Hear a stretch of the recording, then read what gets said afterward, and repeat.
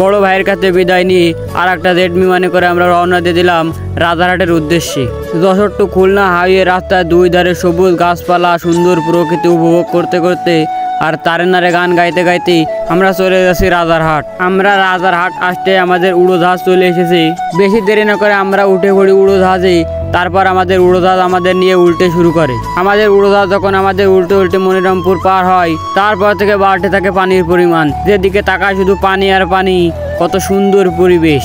আমরা সবাই মিলে একসাথে দুষ্টু মিষ্টি গল্প করতে করতেই আর এত সুন্দর পরিবেশ দেখতে দেখতে টানা 1 ঘন্টা জার্নি করার পর আমাদের উড়োজাহাজ আমাদের নিয়ে চলে আসি খুলনা ডুমুরিয়া চুকনগর। চুকনগর থেকে আমাদের পরবর্তী গন্তব্য সাতক্ষীরা পাইকগাছা।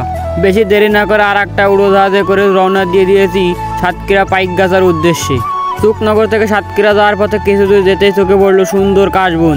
কে কে কাশবনে এই বছর ঘুরতে গেছেন কমেন্ট করে জানাতে ভুলবেন না।